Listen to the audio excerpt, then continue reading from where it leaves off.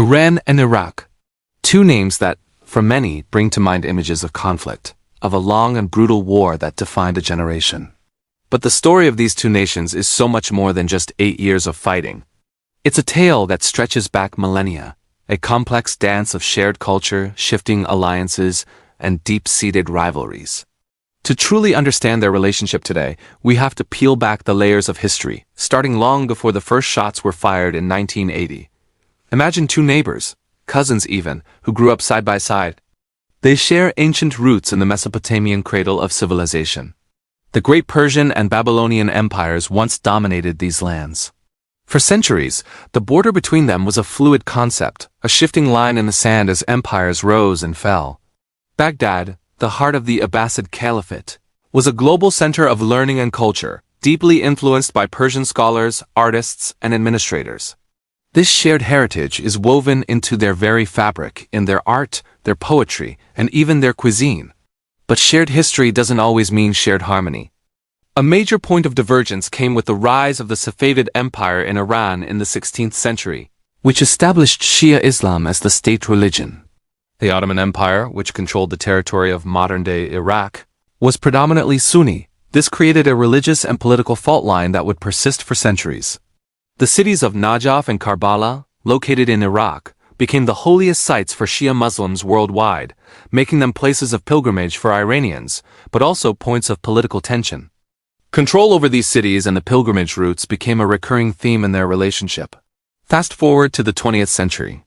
The Ottoman Empire collapses, and the modern state of Iraq is carved out by British colonial powers. Iran, under the Pahlavi dynasty, is also modernizing. Both nations are rich in oil, and this newfound wealth brings them into the orbit of global superpowers. They become key players in the Cold War chessboard.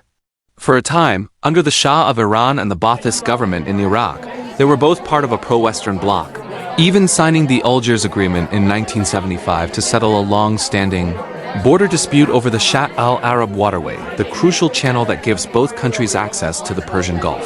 It seemed, for a moment, that a stable peace was possible. Then everything changed. In 1979, the Iranian Revolution swept the Shah from power and brought Ayatollah Khomeini to the forefront, establishing the Islamic Republic. This wasn't just a change of government. It was a seismic ideological shift. Khomeini's vision of a revolutionary Islamic state was seen as a direct threat by the secular, nationalist Ba'athist regime of Saddam Hussein in Iraq.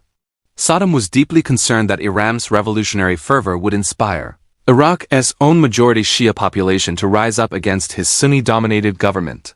The old rivalries, ethnic, religious, and territorial, were reignited. Now supercharged with modern ideology and military hardware, Saddam Hussein saw an opportunity. He believed Iran was weakened and chaotic in the aftermath of its revolution. He unilaterally tore up the 1975 Algiers Agreement, reclaiming full sovereignty over the Shatt al-Arab waterway, and on September 22, 1980, Iraqi forces invaded Iran. Saddam expected a swift victory, a quick war that would topple Khomeini's regime and establish Iraq as the dominant power in the Persian Gulf. He couldn't have been more wrong. What was supposed to be a short campaign descended into a brutal 8-year-long war of attrition. The initial Iraqi advance was met with unexpectedly fierce Iranian resistance. The war quickly devolved into trench warfare, horrifyingly reminiscent of World War I. Both sides threw hundreds of thousands of young men into human wave, attacks against machine guns and minefields. Cities were bombed indiscriminately.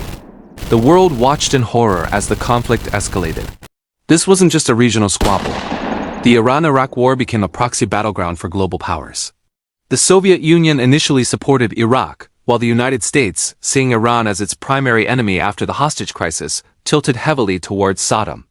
Arab Gulf states like Saudi Arabia and Kuwait, fearing the spread of Iran's revolution, poured billions of dollars into Iraq's war effort. They provided Saddam with financial aid, intelligence, and weapons. This international support emboldened Iraq and prolonged the conflict, turning it into one of the deadliest wars of the late 20th century.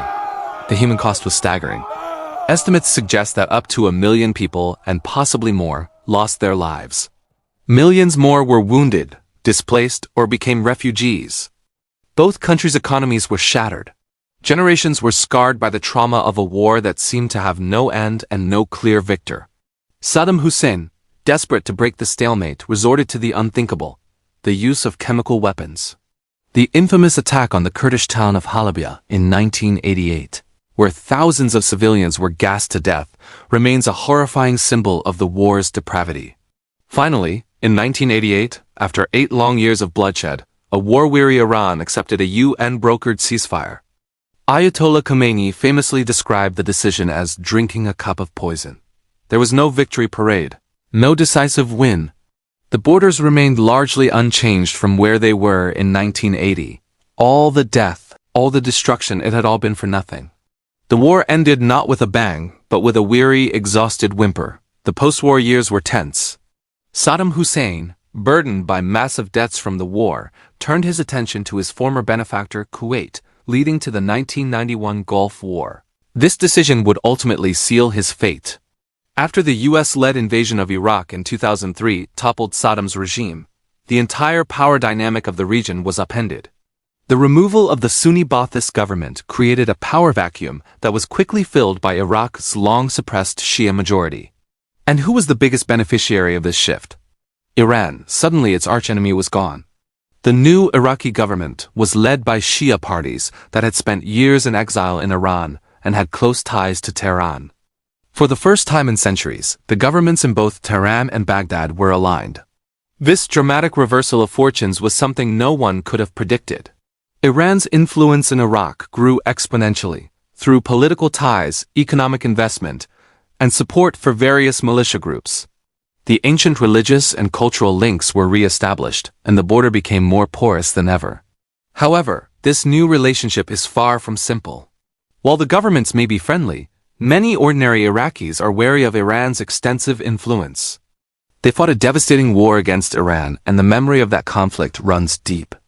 Iraqi nationalism is a powerful force, and many Iraqis, both Shia and Sunni, resent the feeling that their country has become a stage for a proxy struggle between Iran and the United States. Protests in recent years have seen Iraqis chanting slogans against both American and Iranian interference in their affairs. They want a sovereign Iraq, free to determine its own destiny. Today, the relationship between Iran and Iraq is a complex web of cooperation and competition. They are major trading partners. Millions of Iranians visit the holy shrines in Karbala and Najaf every year, a pilgrimage that was impossible for decades. Their governments coordinate on regional security issues. Yet, beneath the surface, tensions remain. Disputes over water resources, competition for regional influence, and the legacy of that brutal 8-year war continue to shape their interactions. The story of Iran and Iraq is a powerful reminder that history is never truly in the past. It's a living, breathing force that shapes the present. From ancient empires to modern-day politics, their destinies have been intertwined. The war may be over, but its echoes still resonate, defining a relationship that is as complicated, as tragic, and as fascinating as the region itself. Their future path remains unwritten, a continuing story of two neighbors bound by a history they can neither escape nor forget. Thanks for watching. If you found this deep dive into history interesting, make sure to like this video, subscribe to the channel, and hit that notification bell so you don't miss our next exploration. See you next time.